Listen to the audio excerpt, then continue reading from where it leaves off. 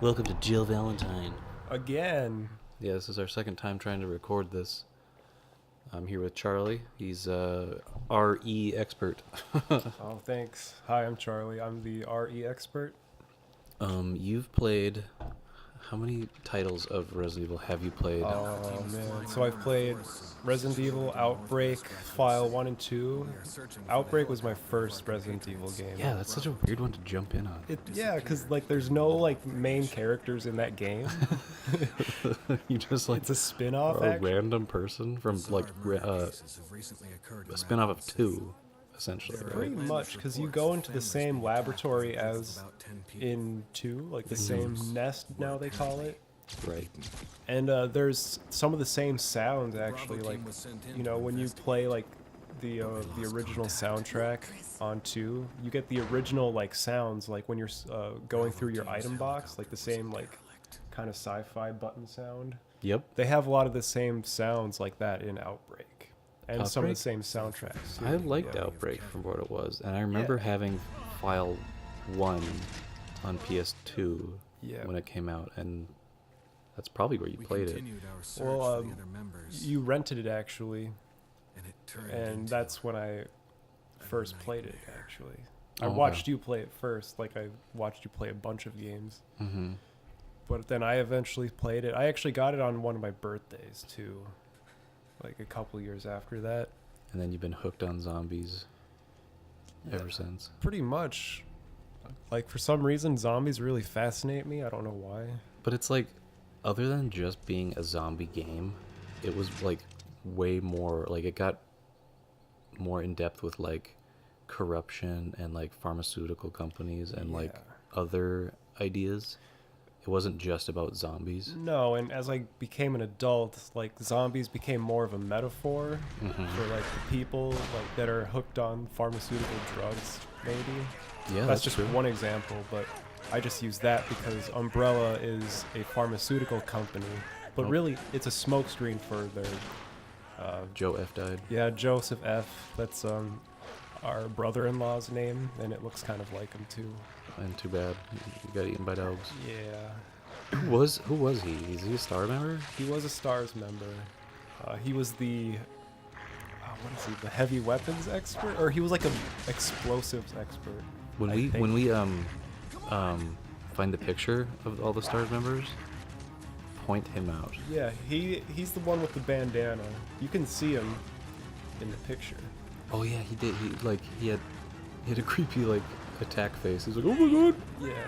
I actually don't know if we can find a picture in this game, but Oh, I think you find it in the second game. yeah, in The the helicopter and everything. in the original Resident Evil 2, you get a pretty clear look at that picture. Crystal Sweat.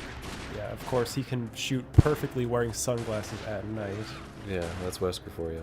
but I think that's a hint that he's already infected with whatever virus he's infected with. Because he was like essentially. Okay, how did stars get started? He actually started STARS.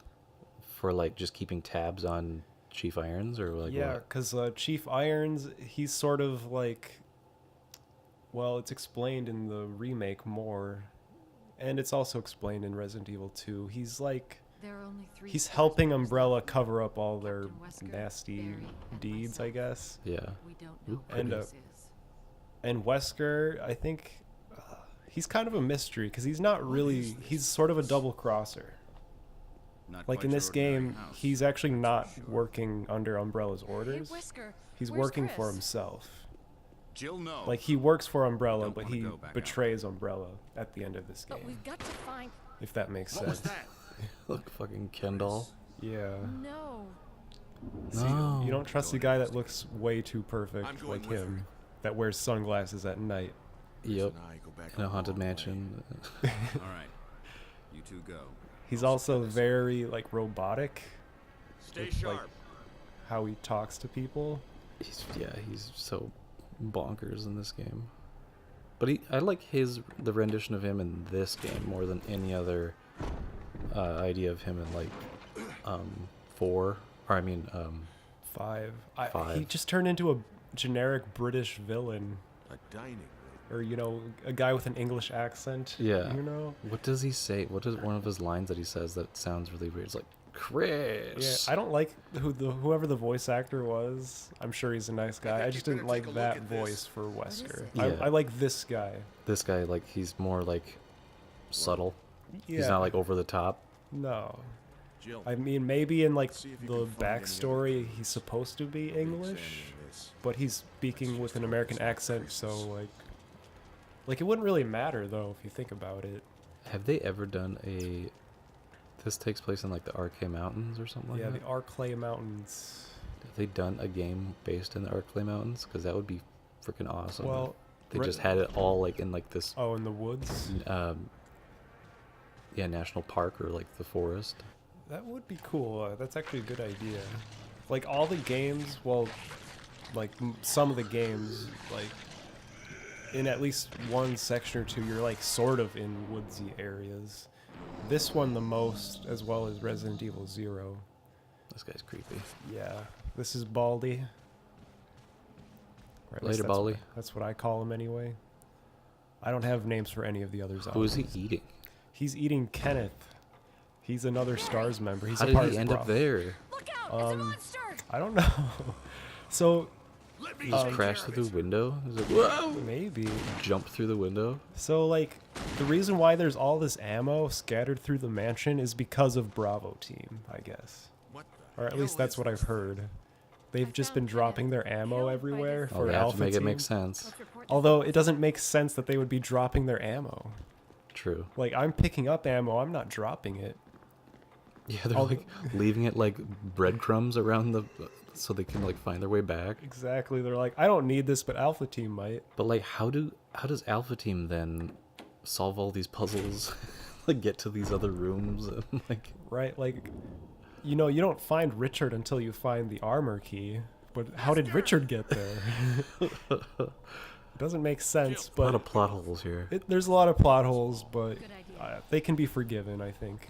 Yeah, I mean progression and all that stuff. They wouldn't be forgiven in a movie, I think, because those are some like really bad plot holes.